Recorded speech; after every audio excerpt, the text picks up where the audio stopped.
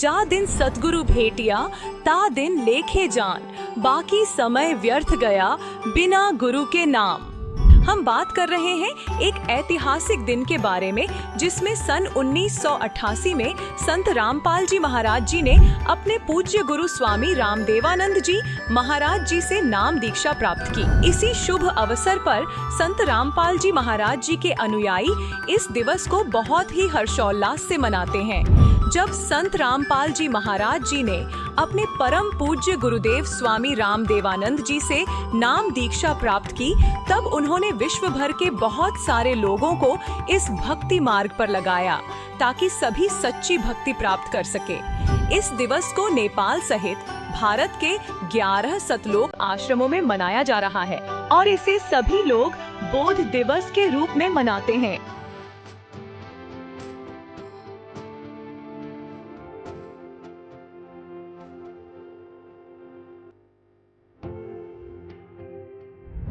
यह दिवस 15, 16 और 17 फरवरी सन 2025 को मनाया जा रहा है, जिसमें संत गरीबदास जी महाराज जी की वाणियों का 3 दिवसीय अखंड पाठ, दंत व नेत्र जांच चिकित्सा, विशाल भंडारा, विशाल सत्संग समारोह, निःशुल्क नाम दीक्षा, दहेज मुक्त विवाह और रक्तदान शिविर जैसे अनोखे कार्यक्रम के साथ साथ आध्यात्मिक प्रदर्शनी भी लगाई जाएगी। यह कार्यक्रम विश्व भर के सभी सतलोक आश्रमों में मनाया जाएगा, जिसमें आप सभी सपरिवार सादर आमंत्रित हैं। इस कार्यक्रम का सीधा प्रसारण सतलोक आश्रम श्री धनाना धाम, तहसील गोहाना, जिला सोनीपत, हरियाणा, भारत से आप 17 फरवरी 2025 को सुबह 7:30 से the TV NRI channel, Sant Rampal ji Maharaj live सत्संग यूट्यूब चैनल, जगत गुरु संत रामपाल जी महाराज फेसबुक पेज पर देख सकते हैं।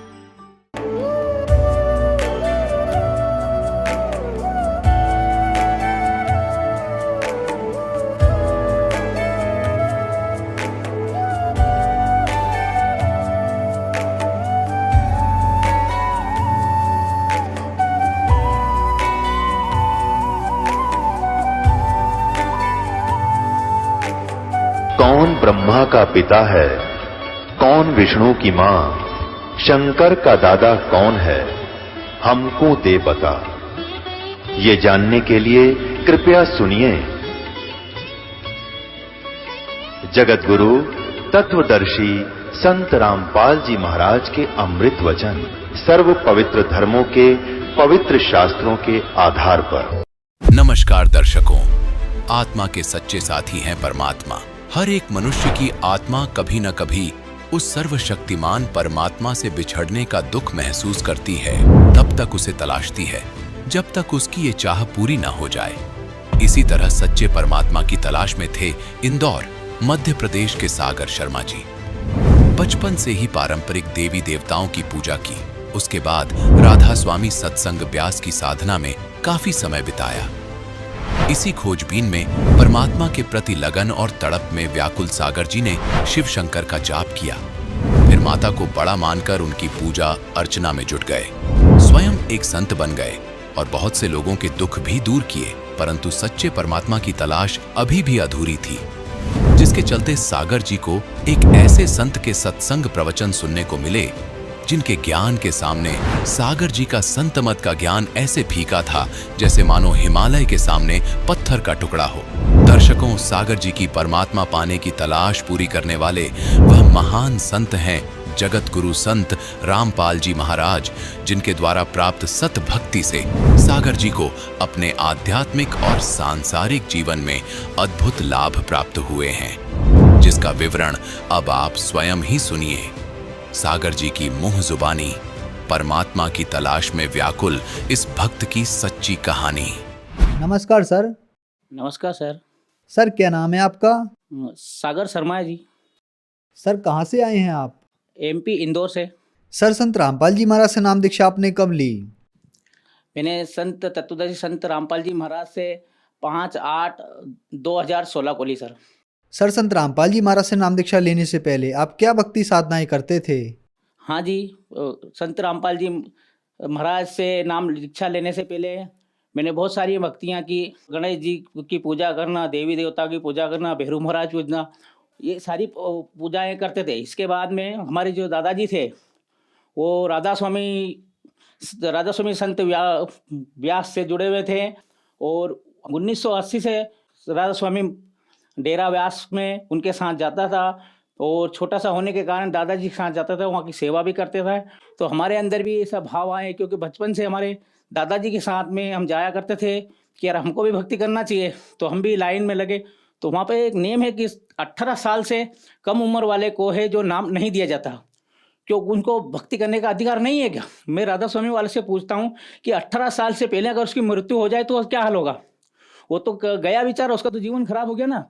ये सारी चीज़ें सर जी में हमारे दिमाग में थी।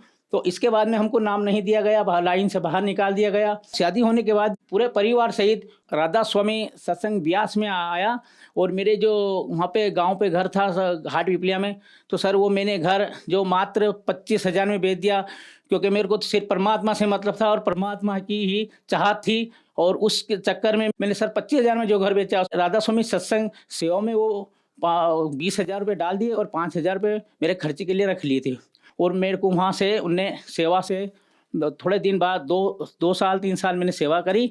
इसके बाद वहाँ से मेरे को मजबूरन सेवा से बाहर निकलना पड़ा, और बाहर आने के बाद छोटे छोटे बच्चे थे, हमारी स्थिति बड़ी खराब थी। और इस बीच में सब मेरे अंदर से जो परमात्मा से मिलने की जो प्रेरणा थी, वो जो परमात्मा से मिलने का जो मेरे अंदर वो प्रेम था भगत जी, वो प्रेम सब खत्म हो गया, क्योंकि मेरे साथ वहाँ के जो भी है सेवादारों ने अच्छा व्यवहार नहीं किया। इसके बाद में हमारे इंदौर में एक खजराना गांव है, खजराने में महाकाली का मंदिर है। हम दर्शन करने गए, बड़े गणपति जी का दर्शन करा, फिर महाकाली जी का दर्शन करने गया।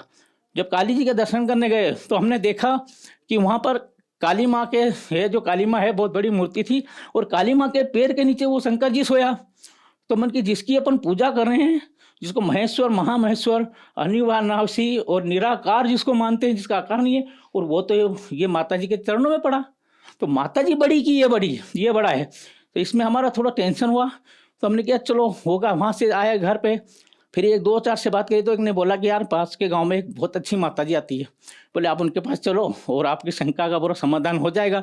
तो वहाँ गए तो माता जी से आई, किसी को शरीर में आई माता जी, उससे बात करी। तो माता जी ने बेटा इधर आ।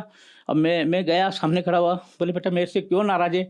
मन की माँ आपसे नाराज नहीं हूँ, मैं तो मेरी ज़िंदगी से नाराज़ हूँ, मेरे जो अंदर मेरे भाव है उससे नाराज़ हूँ, मेरे ना जाने मेरे साथ क्या क्या हो रहा है। तो बोले घबराए मैं बेटा, किसी रोज़ मैं तेरे घर आऊँगी, ऐसा देवी ने बोला।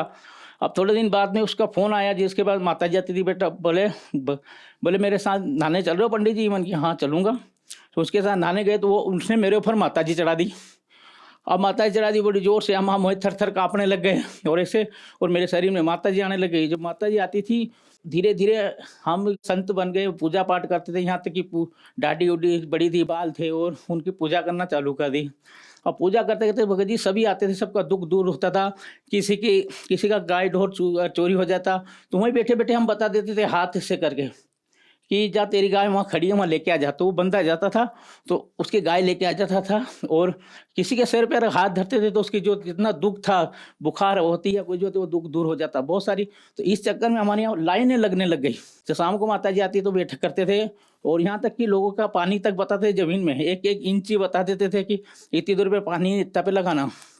इसी बीच में हमारे 2-2, 3-3, 4-4 भगत भी हो गए थे, सब संभाल करते थे। माता जी बहुत भयंकर आती थी और सबका काम करती थी। इसी बीच में हमने गोद भराने वाला है, जिसको बच्चा बच्ची नहीं होते थे, तो जिसको 30-30, 35-35 साल हो गए और शादी के, और उसको बच्चा तक नहीं हुआ, तो हमने गोद भर के, और मैंने क्या हो तो वो जो भी आती थी माता जी आती थी, क्या मालूम क्या था, वो भरती थी, उनने गोद भरी और उसको बच्चा भी हुआ। आज भगत जी मैंने कम से कम 15 गोद भरी माता जी के नाम से, आज उनकी 15 ही बच्चे खेल रहे हैं। देखिए मेरा ये फोटो है, जो पहले मैं संत था और लोगों की समस्या का समाधान करता था, और सबको आशीर्वाद दे के जो भी उनके दुख दर्द दूर करता था। ये देख सकते हैं आप पे मेरे पुराने वाले फ़ोटो हैं, ये देखिए मेरे पुराने वाले फ़ोटो है जो मैं संत था पहले।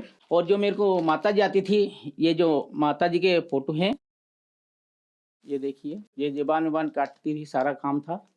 सर फिर आप संत रामपाल जी महाराज की शरण में कैसे आए? सर जी ऐसा है संत तो बन गया था, लेकिन फिर भी कहीं न कहीं हमको परमात्मा की चाहत थी। फिर इस बीच में हम गरबा भी करवाते थे, और गरबा कराने के लिए हमको एक मेमोरी कार्ड भरा के लाया, जिसमें से हमको 12-13 गरबी भरवा के लानी थी। उसमें से 9 गरबी सिलेक्ट करनी थी। तो मैं और हमारी जो धर्मपत्नी है, हम दोनों मिलकर सिलेक्ट करते थे। तो उसमें हम एक-एक गरबी हम चला के देखते थे मोबाइल के अंदर। तो इसी बीच में संत रामपाल जी महाराज जी का बीच में सत्संग आ गया, और सत्संग भी था वो जो उनने बताया कि राधा स्वामी व्यास जी का सत्संग था, जिसमें सार वचन राधा स्वामी एक किताब ही संत रामपाल जी महाराज जी ने वो किताब खोल के बताई। उसके अंदर उन्हें बताया कि स्वामी जी महाराज है जो आगरा के सेठ शिव दयाल जी थे, इनको प्यार से सब लोग स्वामी जी महाराज कहते थे, और इनकी पत्नी का नाम था राधा। तो हमारा दिमाग की घंटी बज गई, अरे बाप ये क्या हुआ, ये तो राधा स्वामी नाम ऐसे धरा। और फिर आगे लिखा, स्वामी जी महाराज कहते हैं कि राधा स्वामी मत मेरा चलाया नहीं है, ये तो शिव दयाल का चला हुआ है जो स्वामी जी महाराज का सेक्रेटरी था। तो ये भी क्लियर हो गया कि राधा स्वामी मत इनका नहीं चलाया हुआ है। फिर हमारे संत रामपाल जी महाराज जी ने बताया, इनके जो सेवा में एक इनकी बहन थी बुक्की, वो बुक्की है जो इनके बिस्तर करती थी, इनके जो कपड़े उपड़े साफ करती थी, और इनकी जो हुक्का भरती थी। स्वामी जी महाराज को हुक्का पीने की आदत थी, तो हुक्का पीते थे, और हुक्का पीने की आदत थी, हुक्का पीते थे, और तो वो उनका इंतकाल हो गया। इसके बाद में वो जो स्वामी जी महाराज जो बुक्की के शरीर में आने लग गए, वो सारी इनकी समस्या जो है जो हल करती थी, वो बताते थे। स्वामी जी महाराज शरीर में आने जो भी समस्या थी हल करती थी, सबको आशीर्वाद देती थी। और फिर संत रामपाल जी महाराज जी ने बोला कि जो शरीर में आए वो भूत।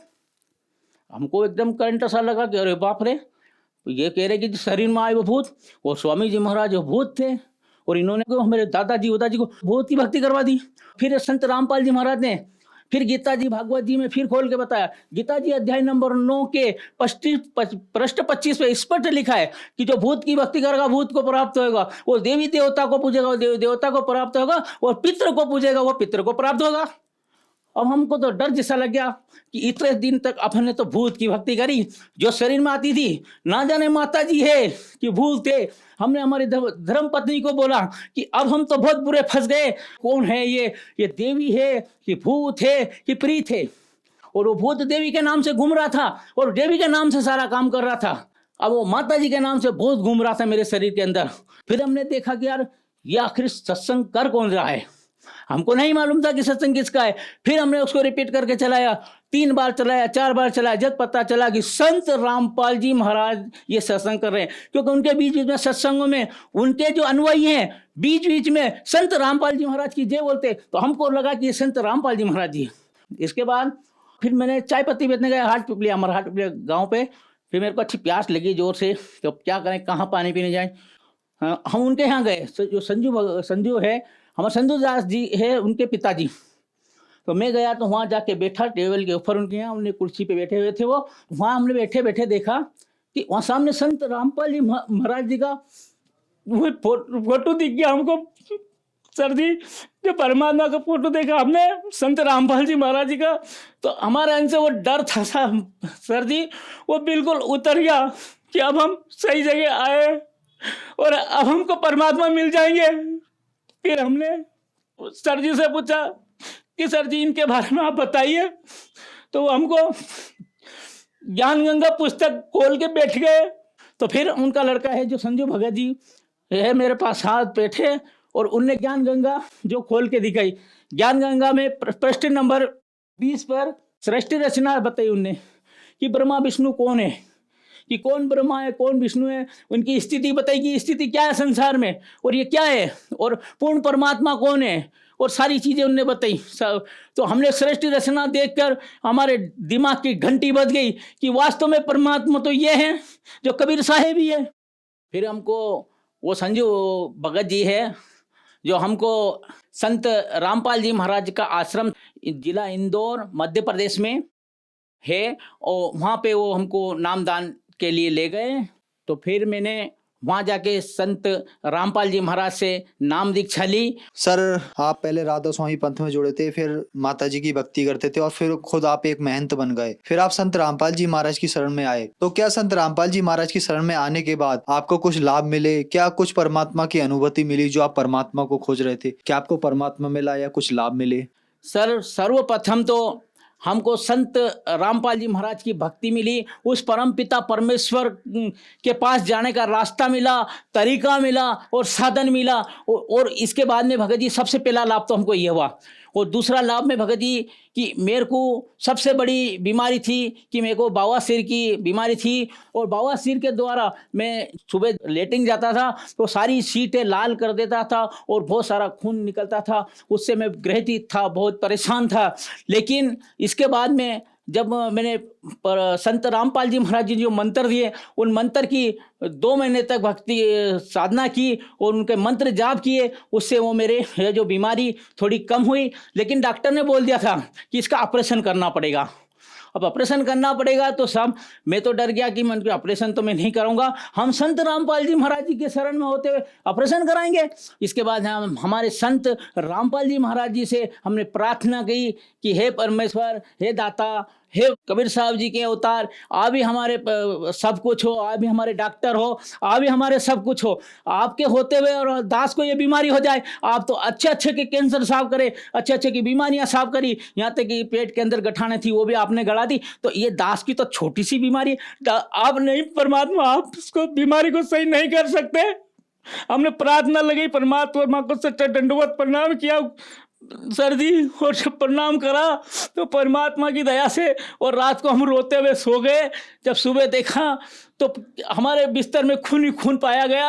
हमारे संत रामपाल जी महाराज जी ने रात को ऐसा चीरा लगवाया, ऐसा चीरा लगाया कि मैं दास के लिए डॉक्टर बन के आ गए। और आज भगत जी वो बीमारी जड़ से चली गई, कुछ भी नहीं है और हम स्वस्थ हैं। और तीसरा लाभ, सांस की बीमारी, एक दिन सांस की बीमारी होते हुए, अभी गर्मी की बात है तो गर्मी में मेरे को ज़्यादा सांस हो गया था, ये पीठ दुखने लगी, छाती दुखने लग गई और सारा तो हमारे में ज़्यादा ब्लड प्रेशर बढ़ गया, 280 ब्लड प्रेशर बढ़ गया। और मेरी हमारी आंख मीचाने लगी। हमारे परिवार वाले गाड़ी में पटक कर और फिर ले गए हॉस्पिटल ले गए। डॉक्टर साहब ने बोला कि अगर 5 मिनट नहीं लाते तो बोले इनको अटैक में चले जाते और इनको आपको भर्ती करना पड़ेगा, यहाँ आज रात रुकना पड़ेगा, इनको भर्ती करना पड़ेगा। फिर हमने सोचा कि संत रामपाल जी की शरण में होते हुए हम भर्ती हो जाएं, हमारा ये नहीं हो सकता। फिर हमने वहीं प्रार्थना लगाई और इस घर वाली है उससे बोला कि मेरे को घर ले चल और मेरे को यहाँ नहीं रहना है, हम मेरे परमात्मा सही करेंगे, मैं तो यहाँ पे भर्ती नहीं होना है। फिर डॉक्टर बोला कि आप हमको लिखित में दे दो कि कल से इनको कुछ हो गया तो उसकी जवाबदारी मेरी। तो भगत जी हमारे घर वाले ने, बच्चे ने, हमारे बेटे ने और मेरी घर वाली ने, दो ने साइन करा पेपर पे। जब जाकर उन्हें छुट्टी दी, हम घर गए और उन्हें 2 गोली दी थी और एक इंजेक्शन दिया था कि जब जरूरत लगे तो 2 गोली खाना और मार्केट से लेके आना, और आपको जब तक जिंदगी भर खाना पड़ेगा, नहीं तो ब्लड प्रेशर आके आपको हार्ट अटैक हो सकता है। तो वो गोली के चक्कर में सारे मार्केट में घूम गए, सारी रात में इंदौर की एक मेडिकल स्टोर ढूंढ ली पर वो गोली नहीं मिली। हम घर गए, हमने परमात्मा की 2 प्रसाद ली जो रेवड़ी दाने देते हैं, वो खाए, अमृत जल लिया और संत रामपाल जी महाराज के फोटो छोटा सा घर में आसन बना रखा है, उस पर हमने प्रणाम करा और कहा कि परमात्मा आपके सिवा हमारा कोई नहीं है, जिस रोज से आपने हमको नाम दीक्षा दी ये दास तुम्हारा हुआ।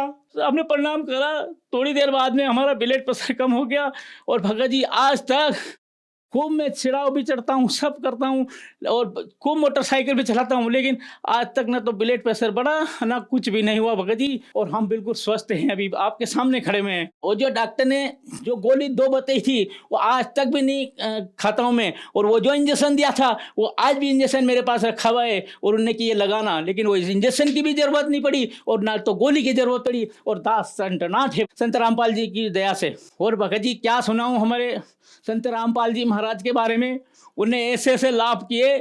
दास का छोटा सा घर था, आगे मंदिर था और हम पूजा पाठ भी करते थे और पीछे हम छोटे से कमरे में रहते थे। लेकिन आज संत रामपाल जी महाराज की शरण में आने के बाद हमको 3 मंजिल मकान बना हुआ है और सामने है जो आज 12-13 लाख में हमने प्लाट लिया है और उस पर भी मकान का काम चल रहा है। और आज दास के यहाँ 2-2 गाड़ी है और बच्चा है जो गैरेज का काम करता है। पहले इतना काम नहीं चलता था। माता जी के पास रोज कहता था, माता जी आज मेरे पास गाड़ी नहीं है, घर का खर्चा कैसे चलेगा। लेकिन संत रामपाल जी महाराज जी के शरण में आने से आज 12-12, 13-13 गाड़ी हमारे घर के सामने खड़ी रहती है। इतना उसका धंधा चलता है। इतना परमात्मा की दया है जो आज मौज कर रखा है। परमात्मा ने हम लोगों पर बहुत दया कर रखी है। और इस क्या सुना उनके और भी बहुत से लाभ परमात्मा ने दिए। हमारी पत्नी को जब रोहतक भंडारा था तो बीमार थी, पीलिया था, सारा चीज थी। भगत जी ये दास तो 10 दिन पहले ही परमात्मा की सेवा पे चला गया था। उन्हें वहाँ से फोन लगाया कि मेरी बहुत तबीयत खराब है और मैं परमात्मा की शरण में नहीं आ सकती। तो उनने है जो टिकट के पैसे दिए थे मैं दे के गया था भगत लोग को कि ये बस के किराया है, मेरी है जो पत्नी को लेके आना। लेकिन मेरी पत्नी बीमार थी, पीलिया भी था और बुखार बहुत तेज थी, तो उसके कारण वो लोग नहीं ले जाएंगे। बोले आप वहाँ कुछ हो गया तो कौन जवाबदारी लेगा। फिर हमारी भगतमती ने संत रामपाल जी से आराधना लगाई कि हे परमात्मा आपके होते हुए और मैं भंडारे में नहीं जाऊँगा, आपका भंडारा देखने लायक मैं नहीं हूँ क्या। ये दासी ने ऐसा क्या गलती कर दी। तो संत रामपाल जी महाराज शाम को रात में वो कबीर साहिब जी के रूप में सफेद कपड़े में आए और हमारी पत्नी के ऊपर ऐसा हाथ रखा और बिल्कुल सुबह स्वस्थ हो गई और परमात्मा की दया से और वो शरण में चली गई। और हमारी भगतमती को आज शुगर है, 450 शुगर है, लेकिन आज भी बुक सेवा करती है, सबके साथ जाती है, बैग में बुक लेके भगती है और दुकान पे बैठती है, दिन भर परमात्मा की भक्ति करती है और मौज करती है। धन्यवाद सर। धन्यवाद जी। अब जगत गुरु तत्वदर्शी संत रामपाल जी महाराज जी के सत्संग के माध्यम से उस अद्वितीय आध्यात्मिक ज्ञान के बारे में जानते हैं जिसके माध्यम से आप भी प्राप्त कर सकते हैं ऐसे आध्यात्मिक, मानसिक और भौतिक सुख जो अभी तक आपने सिर्फ मीराबाई, ध्रुव, प्रहलाद जैसे कुछ ही भक्तों की जीवन कथा में सुने होंगे। अब सुनिए तत्वदर्शी संत के संग शास्त्र अनुकूल भक्ति सत्संग, ऐसा अद्वितीय आध्यात्मिक ज्ञान जिसका है सर्वधर्मों के पवित्र शास्त्रों में प्रमाण। प्रिंसिपल जी मेरी बात सुनो। उसने सारा कहानी बता दी कि मैं किसान का पुत्र हूँ, जाट का, मैं ब्राह्मण नहीं हूँ। और मैंने ये झूठा सर्टिफिकेट बनवाना इसलिए जरूरी समझा कि मैं संस्कृत पढ़ना चाहूँ था और इन सदग्रंथों के गूढ़ रहस्यों को समझ के वेदों को जनता में फ्री ऑफ कॉस्ट सेवा करना चाहता हूँ। मैं शादी भी नहीं कराना चाहता था, मैं फ्री ऑफ कॉस्ट सेवा करूँगा। मैं इस उद्देश्य से यह शिक्षा ग्रहण करने आया हूँ, मैं ब्राह्मण नहीं। फिर वो प्रिंसिपल लाल पीला हो गया। उसने बहुत खरी खोटी सुनाई और श्राप दे दिया और वचन ले लिया कि वचनबद्ध हो कि संस्कृत भाषा में ना तो कोई प्रवचन करेगा और ना ही कोई लेखन कार्य करेगा। उसने कहा ठीक है गुरुजी, जैसे आप कहोगे। अब उसके बाद निश्चल दास जी ने दादू पंथ में जाकर के दीक्षा ग्रहण कर ली। आदरणीय दादू साहब जी को परमेश्वर कबीर देव जी आकर मिले थे, पूर्ण परमात्मा। 7 वर्ष के दादू जी थे तब परमात्मा को मिले थे। उनसे भगवान के बारे में चर्चा की, बड़े इंटरेस्ट दिखाया। वो पुण्यात्मा थी, पिछले संस्कार थे। तो दादू साहब जी एकदम प्रभावित हो गए और चरण पकड़ लिए, प्रभु आपकी बातों में बड़ा आनंद आ रहा है, मुझे भगवान दिखाओ। सतलोक में लेकर गए, उनकी आत्मा को बेहोश हो गया, चेत हो गया। उनका शरीर नहीं रहा, आत्मा नहीं थी उसमें, शरीर जीवित रखा लेकिन जैसे कोमा में होता ऐसे कर दिया। घर वालों को पता लगा, जंगल में बाहर बच्चा था, उठा लाए, घर पे रखा। 3 दिन तक नाड़ी पकड़ देखते रहे, नाड़ी चल रही है, बच्चा अचेत है। तीसरे दिन 3 दिन 3 रात ऐसे ही रहा। फिर परमात्मा ने सब ऊपर के ब्रह्मांड दिखा कर वापस छोड़ दिया। तब दादू साहब जी खड़े हुए, देखा तो ऊपर जो देखा था सारा कुछ परमात्मा ने जो उसमें ज्ञान फीड कर दिया था, परमात्मा की महिमा उसने बोलनी शुरू कर दी थी। उसके बाद उनका बहुत बड़ा पंथ बन गया था। उस समुदाय में उस निश्चल दास ने दीक्षा ली। फिर और फिर एक अपनी जैसा भी उन्होंने वेदों को तो पढ़ा अवश्य, लेकिन लिखा नहीं संस्कृत में, उसने फिर संत भाषा में, जैसे संतों की भाषा दो है शब्दावली होती है, ऐसे उसने एक निश्चल ग्रंथ बनाया। और उस निश्चल ग्रंथ में भी वो सारांश नहीं था उसके पास। यह उद्देश्य कहने का दास का ये है, मैंने खूब पढ़ा, उनका अध्ययन किया के सदग्रंथ। उसके उस निश्चल ग्रंथ में भी कुछ भी ज्ञान नहीं वेदों और गीता का। जैसे आम ब्राह्मण वर्ग हुआ बाई बकते हैं, ऐसा उसने बक रखा था। क्योंकि संस्कृत के पढ़ने से, चाहे जाट पढ़ो चाहे ब्राह्मण पढ़ो, वो सदग्रंथों से कुछ भी ग्रहण नहीं कर सकते जब तक हम इस सृष्टि रचना से परिचित नहीं होंगे। क्योंकि वेदों में कंप्लीट ज्ञान नहीं है, श्रीमद् भगवत गीता में भी कंप्लीट ज्ञान नहीं है। अब हम उसी प्रसंग पर आते हैं। तो उसमें ये एक विशेष वो था कि इन ऋषियों ने, ब्राह्मणों ने ब्रह्मा जी से जैसा ज्ञान ग्रहण किया था, उसी के आधार से वक्ता बनकर 18 पुराण बना दिए। यो 18 पुराणों का एक ही ज्ञान है। फिर कुछ तो ब्रह्मा से ग्रहण किया हुआ ज्ञान, कुछ अपना अनुभव, किसी से इधर उधर से सुना सुनाया, उसका अलग से एक राइटर ने, वक्ता ने अपना अपना ज्ञान वो बना दिया, पुराण बना दी। इन सब का केवल राइटर जो है, वक्ता कोई और है पुराणों का, राइटर केवल वेद व्यास है। राइटर तो पवित्र चारों वेदों का भी वेद व्यास है, लेकिन Ved Vyas is not writer of वेद। एक तो लेखक होता है, वो आप बना के लिखे, वो केवल एक कॉपी करता, समझ लो एक कॉपी की है वेदों की। लेकिन वेदों का वक्ता पूर्ण परमात्मा है। उसने अपने बच्चों तक ये ज्ञान पहुंचाने के लिए इन 5 वेदों को इस ब्रह्म के अंतःकरण में फीड कर दिया था, सरपुरुष के काल के। और फिर उसका समय निर्धारित कर दिया था अपने विधान से। उसके बाद अपने आप इसके श्वासों से वो बाहर आए थे। इस काल भगवान के श्वासों से ये 5 वेद अपने आप बाहर आए थे। जैसे माता को गर्भ रहता है, 9 महीने के बाद बच्चा ऑटोमेटिकली बाहर आ जाता है, ऐसे परमात्मा ने वेदों का बीज इसके अंतःकरण में डाल दिया था काल के में, और फिर अपने आप ये 500 बाहर आ गए थे। जैसे आज कंप्यूटर में आप देखते हो, इस वेबसाइट में कितना ही मैटर फीड कर दो और कितना निकाल लो, मिनट में निकला होगा। तो ऐसे ही वो मैटर मालिक ने दिया था। तो इसने 5वां वेद तो नष्ट कर दिया ब्रह्म ने। जब देखा इसमें तो सारा कुछ मेरी पोल पाड़ रखी है, और 4 वेद रख लिए। तो इन 4 वेदों में इनकम्प्लीट नॉलेज है। ब्रह्म तक की साधना का तो ज्ञान है और पूर्ण परमात्मा की महिमा है, लेकिन पूर्ण परमात्मा के पाने की वे ऑफ वर्शिप पवित्र 4 वेदों में, पवित्र श्रीमद् भगवत गीता में नहीं है। कोड वर्डों में है, सांकेतिक शब्दों में। तो क्या था, अब इन ऋषियों ने जैसा भी वेदों को समझा, लेकिन उन्होंने क्या समझा कि ब्रह्म को कंप्लीट गॉड मान लिया, पूर्ण परमात्मा, और इसका ओम मंत्र ये सबसे उत्तम मंत्र मान लिया। ओम मंत्र का जाप किया, ब्रह्म प्राप्ति का उद्देश्य रखा, और इन्होंने जो भी साधनाएं की, हठ योग किया, मेडिटेशन किया। लेकिन वेदों में हठ योग नहीं है।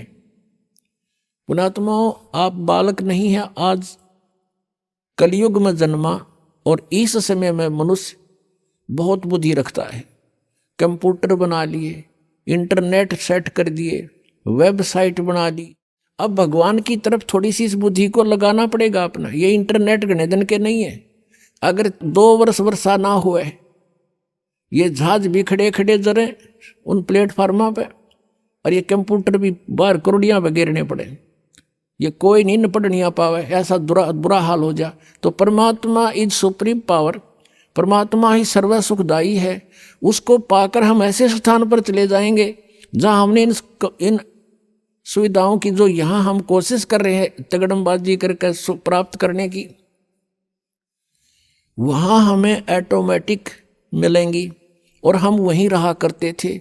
हम अपनी गलती से वो यहाँ आगे उसका दंड भोग रहे हैं। हम एक एक पैसे के भिखारी हो गए, एक एक दाने का हम भिखारी बन गए, और वहाँ हमारे सामने भरे पूरे भंडार थे, सदाबहार वृक्ष थे, फलदार वृक्ष थे, किसी चीज का अभाव नहीं था, सरोवर भरे थे दूधों के, सतलोक के अंदर अमृत आहार किया करते थे। हम उस भरी थाली का ठोकर मारे आए, उसके प्रतिफल में आज हम सारा जीवन लगे रहते हैं इस एक पेट के लिए, शरीर के लिए। यही पूरा नहीं होता और मर ही जाते। तो कहने का भाव ये है कि हम ये हठ योग जो है किसी भी वेद में नहीं है। ये हठ योग इन्होंने कैसे शुरू कर दिया? ब्रह्मा जी की उत्पत्ति में लिखा है। ब्रह्मा जी बताता है कि मैं जब होश में आया, युवा था और कमल के फूल पर बैठा था, मुझे नहीं मालूम मेरा उत्पत्ति करता कौन है। और फिर वहां से आकाशवाणी हुई कि तप करो, तप करो। 1000 वर्ष तक ब्रह्मा ने तप किया।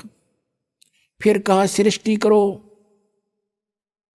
तपो तपो कर वाक्य सुनाया, लोक रचो बल मेरी माया। सूक्ष्म वेद में कह ब्रह्मा को काल ने कह दिया तपो तपो कर वाक्य सुनाया। अब ब्रह्मा जी को जो आकाशवाणी सुनाई दी, इस काल ने बोल दी। ये गुप्त रहता है, ऊपर छुपा हुआ रहता अपनी माया से। आकाशवाणी से सुना दिया कि तप करो, तप करो। तो इसने नोट कर लिया कि भगवान का आदेश है तप करो। इसने हठ योग करा 1000 वर्ष तक। उसके बाद जब ये तीनों बच्चे युवा हो गए, यानी ब्रह्मा, विष्णु और शिव जी की उत्पत्ति काल ने की थी। अभी बताएंगे डिटेल से। अब थोड़ा हिंट दे रहे हैं किस कारण से ये ज्ञान को नहीं समझ सके। उसके बाद इन्होंने बाद में सागर मंथन किया और इस काल ने ये चारों वेद ब्रह्म ने समुद्र के अंदर छुपा दिए। ये एक बहुत सुंदर एक ऐसे पेपर पर लिखे हुए थे, बहुत ही अच्छे पेपर पर, जिस पर पानी का भी असर नहीं होता, जैसे आजकल प्लास्टिक के ये प्रिंट चल रहे हैं इस तरह के। बहुत सुंदर उस पर लिखा था। वो चारों वेदों को प्राप्त किया, ब्रह्मा को दे दिए गए कि आप देखो इनको। अब ब्रह्मा ने उन चारों वेदों को पढ़ा, उसमें ओम नाम था और ओम नाम को पूर्ण परमात्मा का मान के और ब्रह्म को कंप्लीट गॉड मान करके उसने वेदों का निष्कर्ष यही निकाल दिया कि ओम मंत्र है, नथिंग एल्स, और ब्रह्म परमात्मा है, ये सब कुछ यही है। अब वहां ब्रह्मा की बुद्धि स्लप कर गई। यजुर्वेद के 40वें अध्याय के 10वें और 11वें 12वें 13वें 4 श्लोकों में एक निर्णायक ज्ञान दिया है कि कोई तो परमात्मा को असंभवात यानी जन्म नहीं लेता, उत्पन्न ही नहीं होता, वो निराकार कहता है, और कोई उसको संभवात माने उत्पन्न होने वाला मानता है। साकार है वो या निराकार, इसकी जानकारी तत्वदर्शी संत बताएगा, उससे पूछो, उनसे सुनो। फिर बताया है कि जिसको अक्षर ज्ञान हो गया उसको विद्वान कह देते हैं, जिसको अविद्या है तो उसको अविद्वान कहते हैं, जिसके पास अक्षर ज्ञान नहीं है कहते हैं विद्वान। और अविद्वान की डेफिनेशन भी वो तत्वदर्शी संत बताएगा, उससे सुनो। तो ये दास बताएगा आपको विद्वान कौन था और अविद्वान कौन थे। जो वेदों को जानते हैं वो विद्वान हैं, जो वेदों का ज्ञान नहीं जानते संस्कृत भाषा से विद्वान नहीं बन जाते। जो आज संस्कृत जानता है उसको इंग्लिश नहीं आती तो वहां इंग्लिश में अविद्वान है वो। तो एक भाषा का मास्टर होने से विद्वान नहीं बन जाता। विद्वान वही कहलाता है जिसको अध्यात्म ज्ञान है, जिनको परमात्मा की जानकारी होगी और उसके पाने की विधि का पता लगे। तो पुण्यात्मा, जिस कारण से अब ब्रह्मा जी ने यही ज्ञान उनको दे दिया, अपने अनुयायियों को, वंशजों को, तो उन्होंने ओम का जाप किया, हठ योग किया, समाधिस्थ होने की चेष्टाएं की। अब इसने कैसा कमाल कर रखा काल भगवान ने। अब ऋषियों ने साधना करनी चाहिए, हठ योग करके तो समाधिस्थ होने की चेष्टा की। समाधि दशा में ये काल भगवान क्या करता है, कैसी लीला करता है। किसी को तो ब्रह्मा के रूप में दर्शन दे देता है। तो वो ऋषि कहता है कि ये ब्रह्मा जी जो साकार वहां उनके सामने रहते थे, कि ये ब्रह्मा जी सुप्रीम पावर हैं, ये पूर्ण परमात्मा हैं, मैंने इनके दर्शन समाधि दशा में हुए हैं। और भी दो चारों को ऐसा ही आभास हो गया, दिखाई देंगे वह। तो उन्होंने भी डंडोरा पीट दिया कि ब्रह्मा जी सृष्टि के रचयिता हैं, ये प्रजापिता हैं, ये सर्वशक्तिमान है, ये है। इस बात का भ्रम हो गया ब्रह्मा जी के कि मैं ही सृष्टि रचने वाला हूं। फिर कुछ एक ऋषियों को ने जब साधना की, उनको दर्शन दे दिए समाधि दशा में, समाधि में विष्णु जी के रूप में। उन्होंने डंडोरा पीट दिया कि ये विष्णु जी, सतगुण विष्णु जी, ये पूर्ण परमात्मा हैं, ये छुपाए बैठे अपने आप को। और सैकड़ों की संख्या में उन्होंने उनका डंडोरा पीट दिया। तो विष्णु जी को भ्रम हो गया कि आई एम गॉड। और कुछ एक को उन्होंने शंकर जी के रूप में दर्शन दे दिए। तो उन्होंने ये सारा डिक्लेयर कर दिया कि शंकर भगवान इज कंप्लीट गॉड। समाधि में मैंने भगवान शंकर के दर्शन किए। तो इन तीनों को अपने अपने आप में ये भ्रम हो गया कि हम भगवान हैं। और इसी बात पर ब्रह्मा जी और विष्णु जी का युद्ध हो गया। ब्रह्मा जी कहता मैं तेरा बाप, मैं सारी सृष्टि का रचयिता हूं। विष्णु जी कहता मैं तेरा बाप, तू मेरी नाभि कमल से निकला है। इस बात पर इनका युद्ध हुआ। फिर बीच बचाव करने के लिए ये स्वयं काल आ गया अपने पुत्र शिव का रूप धारण करके। शिव पुराण के अंदर इसका बहुत बड़ा विस्तार से वर्णन है। फिर इन दोनों से कहा कि पुत्रों, तुमने अपने आप में अपने आप को भगवान मान लिया, ये तुमने अच्छा नहीं किया। यू आर नॉट गॉड, तुम ईश नहीं हो। ब्रह्मा और विष्णु को कहता है कि तुम भगवान नहीं हो। पुण्यात्मा 600 वर्ष पहले परमात्मा कहा करते थे, तीन देव की जो करते भक्ति, इनकी कदे न होवे मुक्ति। तो 600 वर्ष पहले ये कहना कि ब्रह्मा विष्णु महेश की जो भक्ति करते हैं इनकी मुक्ति कभी नहीं हो सकी, तो पिटन के काम तो थे। क्योंकि इन्होंने तो सब भ्रमित कर रखा था कि ये सुप्रीम पावर है, ये अजरो अमर है, सर्वेश्वर है, महेश्वर है, इनकी जन्म मृत्यु नहीं होती। और आज परमात्मा की वो वाणी साची हुई, धर्मदास ये जग बोराना, कोई न जाने पद निर्वाण। निर्वाण पद मोक्ष मार्ग, यही कारण मैं कथा पसारा, जग से कहिए एक राम निहारा। यही कथा जग जीव सुनावो, सब जीवों का भरम नसाओ। अब मैं तुमसे कहूं चिताई, तेरे देवन की उत्पत्ति बाई। ज्ञानी सुने सो हृदय लगाई, मूर्ख सुने तो समझ में न आई। माँ अष्टंगी पिता निरंजन, ये जम दारुण वंशन अंजन। धर्मराय की ने भोग विलासा, माया को रही तब आशा। तीन पुत्र अष्टंगी जाए, ब्रह्मा विष्णु शिव नाम धराए। तीनों गुण का ये विस्तारा, धर्मदास मैं कहूं पुकारा। गुण तीनों की भक्ति में ये भरम पड़ो संसार। कह कबीर निज नाम बिना तुम कैसे उतरो पार। तीन देव की जो करते भक्ति, इनकी कदे ना होवे मुक्ति। 600 वर्ष पहले कहा था भगवान ने कि इन ब्रह्मा विष्णु महेश के माता पिता बताऊं धर्मदास कौन है। इनके माता पिता हैं यो ज्योत स्वरूप निरंजन काल, तो इनका पिता है। और दुर्गा अष्टंगी इनकी माता है। रजगुण ब्रह्मा है, सतगुण विष्णु, तमगुण शिव जी। और इन तीनों देवों की जो भक्ति करता है उनकी मुक्ति नहीं हो सकती, ये नासवान है। तो इस बात का विरोध हुआ था 600 वर्ष पहले परमात्मा का बहुत जबरदस्त। परमात्मा के ऊपर, कबीर देव जी के ऊपर कैर तुड़वा दिए थे नकली गुरुओं ने, मंडलेश्वरों ने, कि ये झूठा है, कपटी है, ऐसा वेदों और सदग्रंथों में कहीं नहीं लिखा। और परमात्मा कहा करते थे हम ही अलखला हैं, और कुतुब गोस और पीर, गरीबदास खालिक धनी हमरा नाम कबीर। इस बात से और चढ़ गए कि तो एक दुल्हा अपने आप को भगवान कहता है। देखो कितना मूर्ख है, भगवान तो निराकार है, ये है। जैसा भी उन्होंने ये हुआबाई का ज्ञान ग्रहण कर रखा था, इससे भगवान का विरोध स्वयं भी किया, जनता को भी शत्रु बना दिया, ताकि ये काल का जाल था कि कोई पहचान ना ले भगवान को और सच्चाई का इनको पता ना लग जाए। पुण्यात्मा पहले तो ये दिखाते हैं कि परमात्मा कैसी लीला करता है। इन वेदों में भगवान साकार लिखा है, और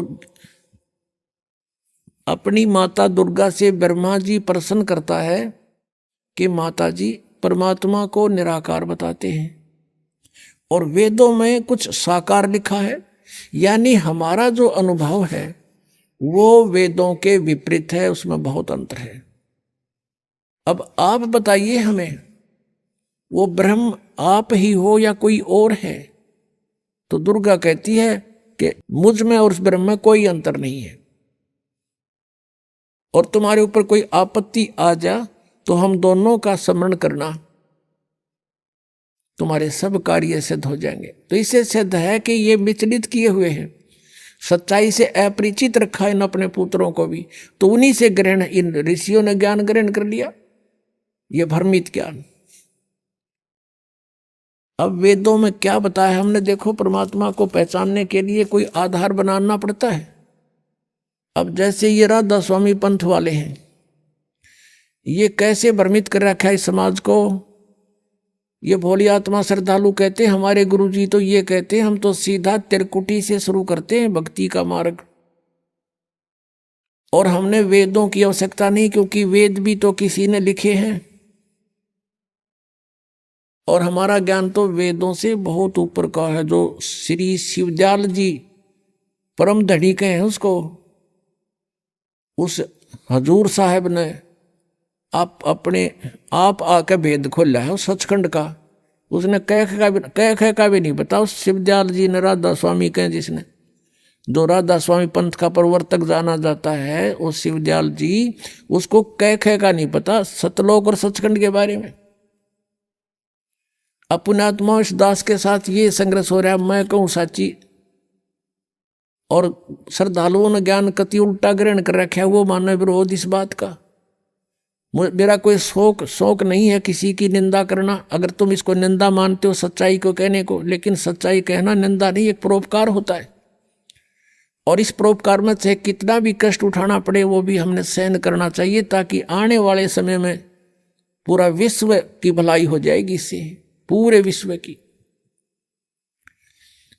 जैसे पहले अपने हिंदू समाज में एक सती प्रथा थी, किसी का पति मर जाता था तो उस लड़की को साथ फूंका करते थे, तो उसके लिए संघर्ष किया बुद्धिमान व्यक्तियों ने कि ये गलत बात है, अपने संस्कार बस कोई भी कभी मर सकता है, ये क्या मतलब उसने गेला फूको, ऐसा निर्दयी, ऐसा जुल्म, ऐसा कहर टूट रहा है।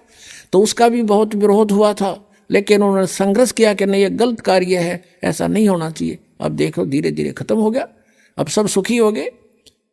तो ऐसे ही आज ये वही स्थिति हमारे साथ, सब विरोध इसलिए करते हैं कि उनकी दुकानें बंद हो जाएंगी, उन संतों की जिनने दुनिया को गुमराह कर दिया और उनको नरक भेज रहे हैं, काल के जाल में फंसा रहे हैं, उनका जीवन नष्ट कर रहे हैं।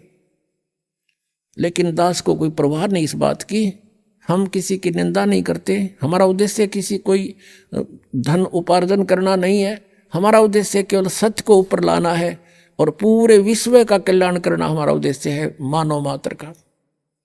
और इससे जब दया भाव उत्पन्न होगी तो सब जीवों के प्रति अपने आप दया आ जाएगी। ना को मांस खावे, ना शराब पीवेगा, ना अन्य बकवादा करेगा, केवल भगवान भजेगा, सिंपल वैसे रहा करेंगे। एकदम सतयुग जैसा माहौल फिर से आएगा, देख लेना। ये माया की दौड़ की हवस खत्म हो जाएगी, ये बिल्कुल शांत हो जाएगा प्राणी।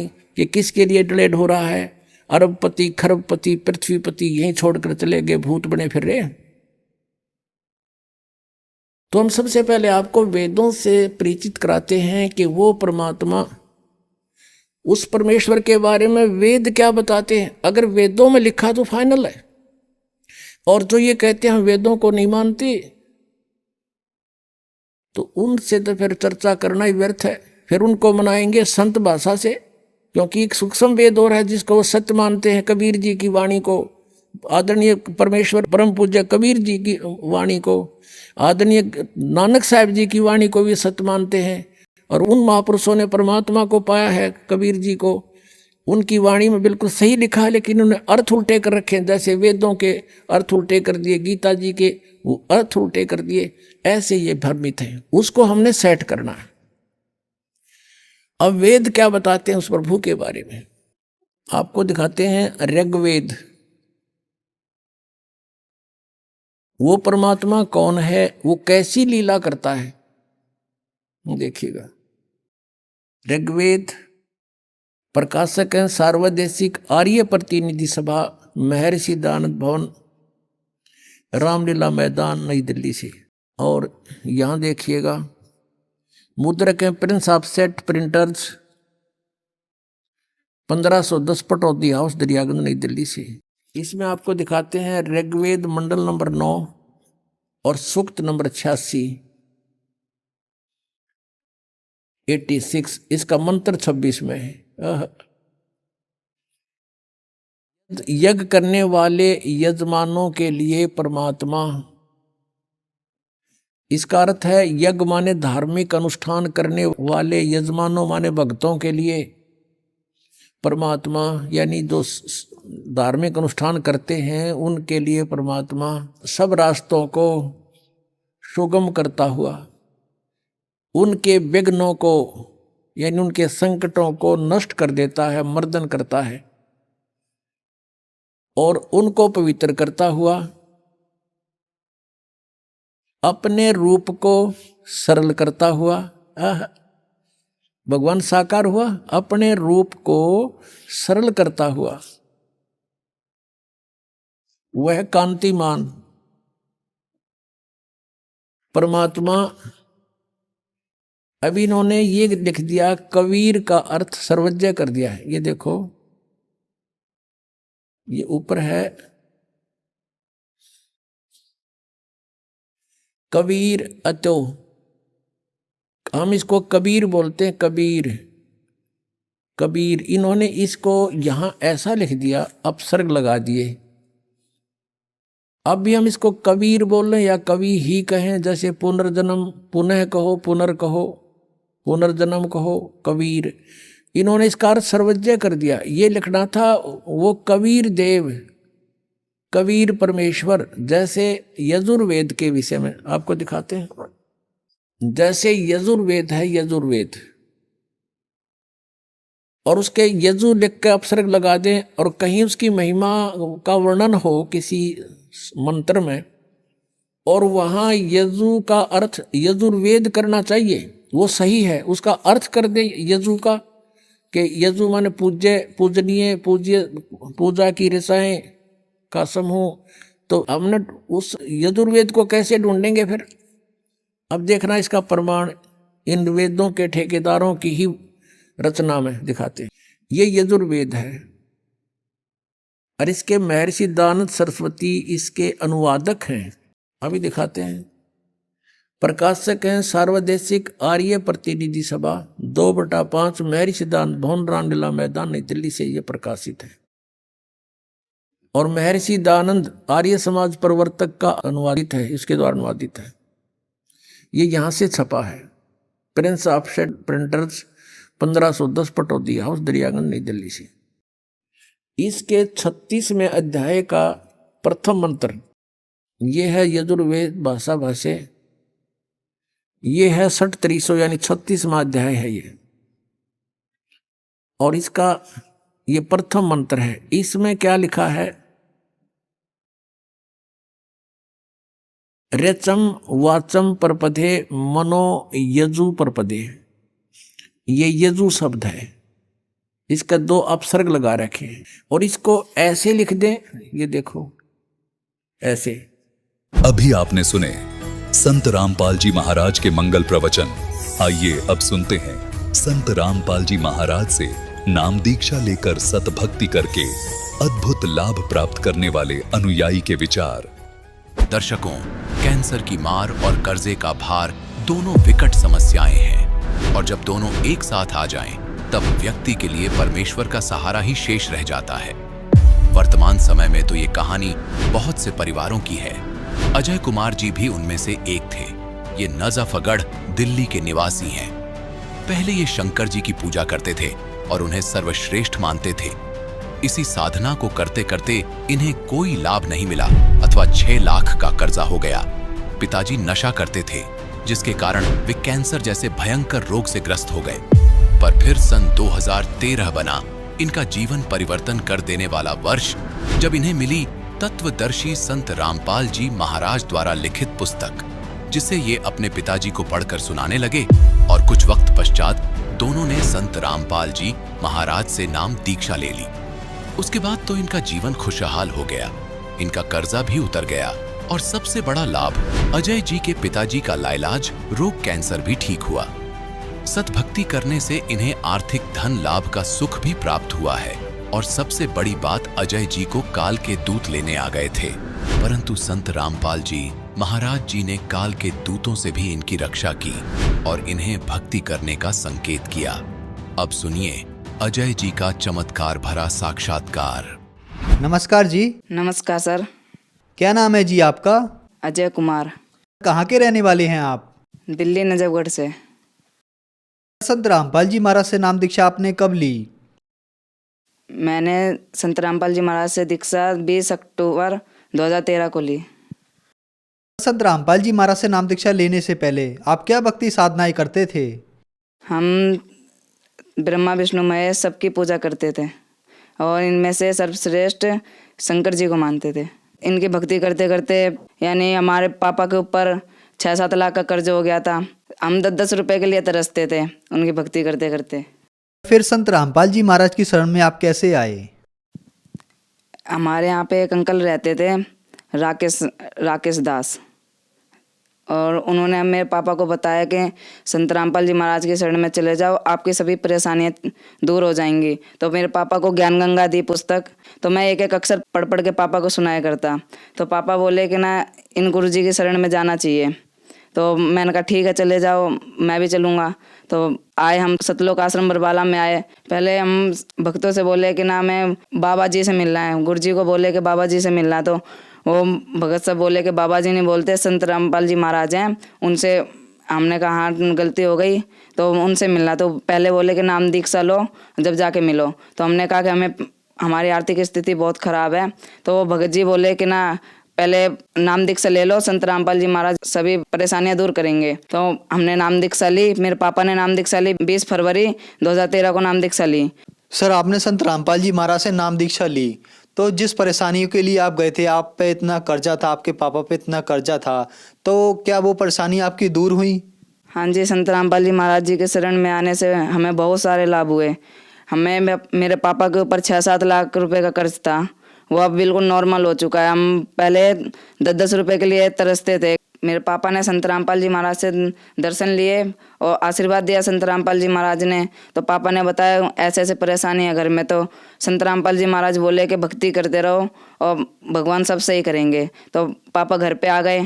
फिर धीरे धीरे भक्ति करते करते मेरे को नाम दिलाया पापा ने। 6-7 महीने हो गए मैंने नाम लिया, और फिर धीरे धीरे भक्ति करते करते मैंने और पापा ने ही नाम ले रखा था।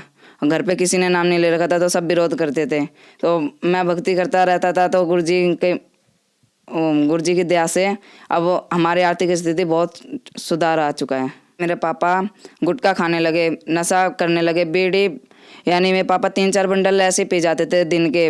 गुटखे काफ़ी खा जाते, 50-60 रोज के खा जाते। तो गुटखा खाते खाते मेरे पापा को इस गाल में थोड़ी प्रॉब्लम हुई। प्रॉब्लम होने के बाद पापा ने जब चेकअप कराया तो डॉक्टर ने कहा कि कैंसर हो गया है।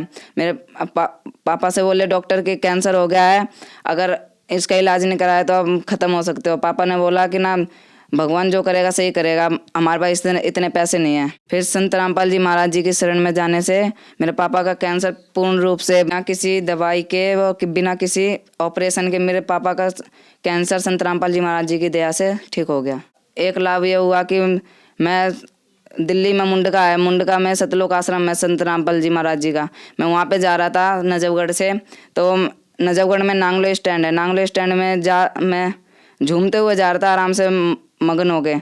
तो वहाँ से पीछे से एकदम से बस आई, बस ने मेरे को इस वाले हाथ में टक्कर मारी।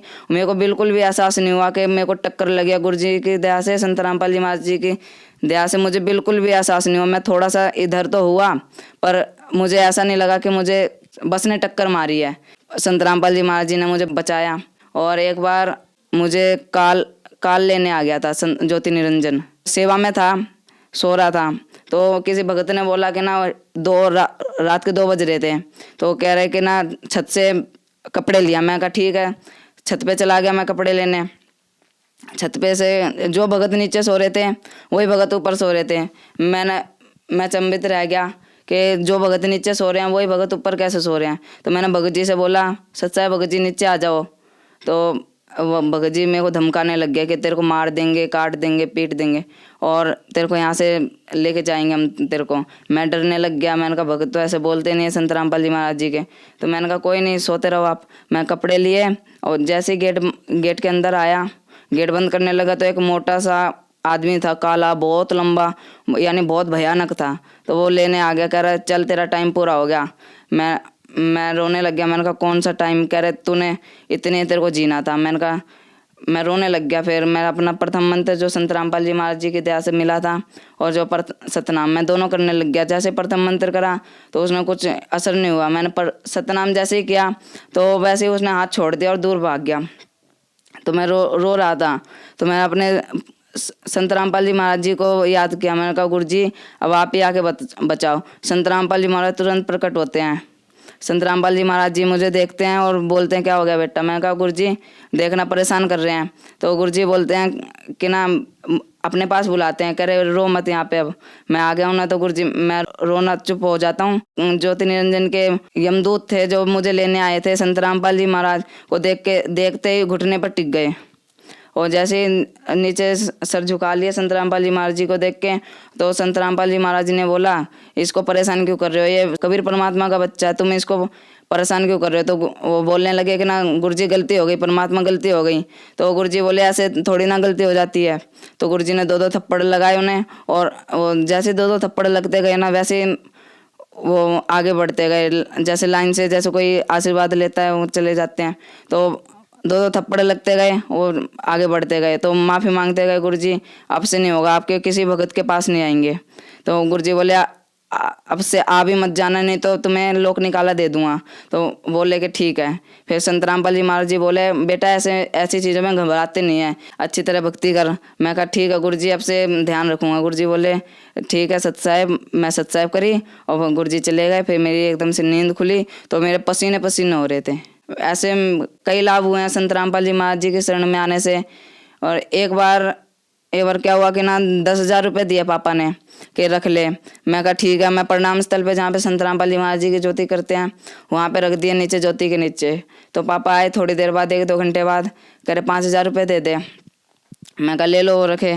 तो पापा ने ले लिए 5,000 रुपये और रख दिए। मैं कहा ठीक है ले जाओ आप।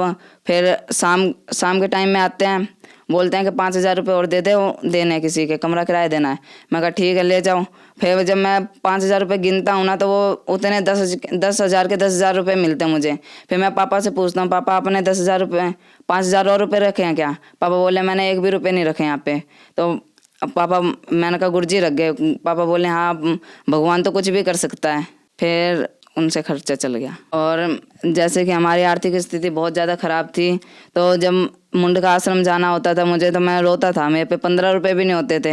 मैं रोता था कि संत रामपाल जी महाराज इतनी बड़ी क्या गलती कर दी कि दाता आपके आश्रम में आने के लिए पैसे नहीं मेरे पास। तो मैं रोने लगता था रात में। जैसे संडे का सत्संग होता था मैं शनिवार को रोता था।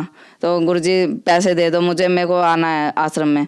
तो गुरुजी वो मैं रोते रोते सो जाता था। तो सुबह उठ के जैसे ही देखता मेरे बैग में 100 रुपये, 200 रुपये, 50 रुपये, जितना मेरे को चाहिए होता था उतना मेरे को मेरे बैग में मिल जाया करता। और संत रामपाल जी महाराज जी की इतनी दया होती थी कि बहुत ज़्यादा हद तक लाभ दिया संत रामपाल जी महाराज जी ने। एक लाभ और हुआ संत रामपाल जी महाराज जी के शरण में आने से। मेरे पापा राजमिस्त्री हैं, चिनाई का काम करते हैं। वो काम कर रहे थे खेड़ा डाबर में, नजफगढ़ में खेड़ा डाबर में काम कर रहे थे। तो पापा चिनाई कर रहे थे, तो पता नहीं क्या हुआ, पापा नीचे थे, दीवार के 12 फुट की दीवार थी। पापा नीचे काम कर रहे थे, वो एकदम से क्या होता अचानक वो दीवार गिर जाती पापा के ऊपर। अब वो जितने भी मकान मालिक होते हैं और मिस्त्री होते हैं सब डर जाते हैं कि अभी ये तो ख़त्म हो गया। तो पापा थोड़ी सीट उठाते हैं, मकान मालिक उठाते हैं, थोड़ी सीट के जल्दी जल्दी निकाल लो इसको, ये ख़त्म हो गया अब। तो जैसे थोड़ी सीट ऊपर से उठाते हैं तो पापा अपने आप खड़े हो जाते हैं। तो मालिक देखते हैं कि कुछ भी नहीं हुआ इसको, तो हाथ पैर चेक करते हैं उस पापा के और बनियान खोल के देखते हैं कि कुछ भी खरोच नहीं आती। तो पापा बोलते हैं मैं संत रामपाल जी महाराज का शिष्य हूँ, पूर्ण परमात्मा का बच्चा हूँ, मेरे को कुछ नहीं हो सकता जब तक मेरा गुरुजी मेरे साथ है। ऐसे मेरे पापा को गुरुजी ने कई बार बचाया। अब हम संत रामपाल जी महाराज जी की शरण में आने से आर्थिक, शारीरिक और मानसिक रूप से सुखी हैं। अजय जी, जैसा कि आपने बताया कि आपने संत रामपाल जी महाराज से नाम दीक्षा ली, उसके बाद आपके घर में सुखों का भंडार आ गया, आपके पापा की कैंसर की बीमारी ठीक हुई, आपकी आर्थिक स्थिति ठीक हुई।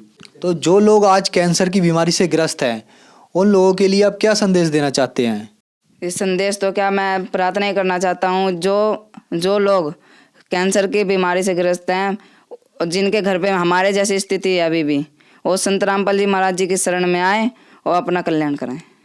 अजय जी, संत रामपाल जी महाराज से नाम दीक्षा कैसे ली जा सकती है? संत रामपाल जी महाराज जी से दीक्षा आप ऐसे ले सकते हैं जैसे जिस भी चैनल पे आप संत रामपाल जी महाराज जी का सत्संग प्रवचन सुन रहे हैं उसके नीचे एक पट्टी चलती है, उसमें मोबाइल नंबर आते हैं, आप उन पे कांटेक्ट करके आपके जो पास में होगा नामदान स्थल, आपको उस नामदान स्थल का नंबर दे दिया जाएगा और अपना नामदान लेकर भक्ति कर सकते हैं संत रामपाल जी महाराज से। धन्यवाद सर। धन्यवाद।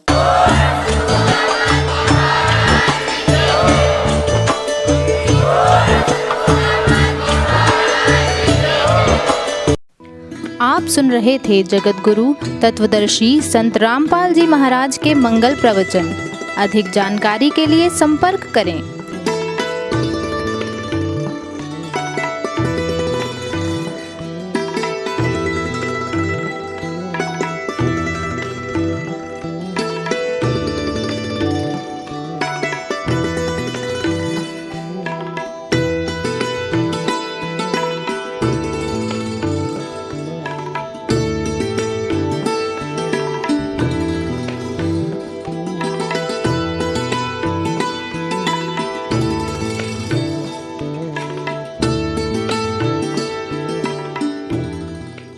जा दिन सतगुरु भेटिया ता दिन लेखे जान, बाकी समय व्यर्थ गया बिना गुरु के नाम। हम बात कर रहे हैं एक ऐतिहासिक दिन के बारे में जिसमें सन 1988 में संत रामपाल जी महाराज जी ने अपने पूज्य गुरु स्वामी रामदेवानंद जी महाराज जी से नाम दीक्षा प्राप्त की। इसी शुभ अवसर पर संत रामपाल जी महाराज जी के अनुयायी इस दिवस को बहुत ही हर्षोल्लास से मनाते हैं। जब संत रामपाल जी महाराज जी ने अपने परम पूज्य गुरुदेव स्वामी रामदेवानंद जी से नाम दीक्षा प्राप्त की, तब उन्होंने विश्व भर के बहुत सारे लोगों को इस भक्ति मार्ग पर लगाया ताकि सभी सच्ची भक्ति प्राप्त कर सके। इस दिवस को नेपाल सहित भारत के 11 सतलोक आश्रमों में मनाया जा रहा है और इसे सभी लोग बोध दिवस के रूप में मनाते हैं।